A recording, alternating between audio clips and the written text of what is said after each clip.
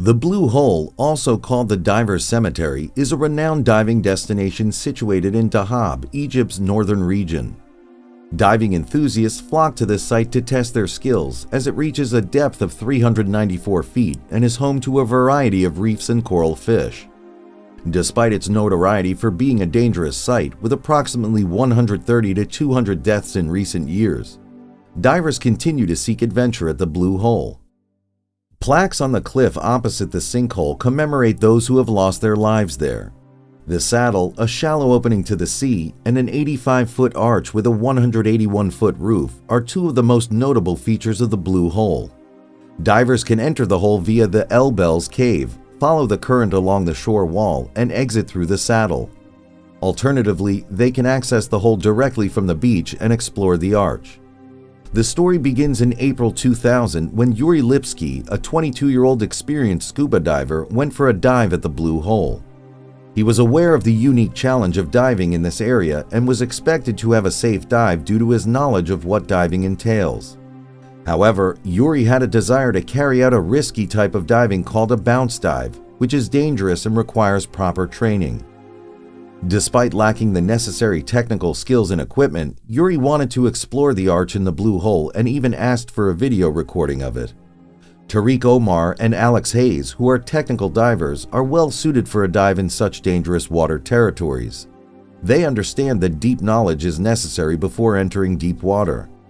Yuri met with Tariq and expressed his desire for a video recording, but Tariq advised him to undergo 2 weeks of training before attempting to dive into the arch region. Yuri had a weekend to explore the Blue Hole despite lacking experience and certification. He searched for instructors to accompany him, but they refused due to his lack of experience. As a result, he went diving alone, equipped with a single air cylinder helmet with a camera attached and a belt filled with weights. As he descended into the cave, Yuri realized his rate of descent was too fast and his buoyancy control device didn't slow him down. It was possibly due to his additional weight caused by the camera, leading him to sink deeper than intended. His tank's nitrogen volume began to decrease, and he reached a depth of 262 feet, which caused him to experience nitrogen narcosis. He panicked and overfilled his buoyancy control device, causing a blowout and affecting his buoyancy and positioning. Additionally, diving beyond 213 feet causes oxygen toxicity, which can lead to breathing difficulties, dizziness, and seizures. Technical divers bring multiple gas tanks to combat the effect of narcosis. Yuri's fatal dive in the Blue Hole was due to his use of a single nitrogen-oxygen mix cylinder instead of the safer trimix. The video from his helmet camera captured the terrifying moments when Yuri struggled to breathe and eventually drowned after going too deep. He removed his gear in panic, and his attempts to resurface were unsuccessful due to the weight of the water. Despite Yuri's mother's plea for help from Tarek, a renowned deepwater diver, Yuri's body was recovered 2 days later at a depth of 302 feet.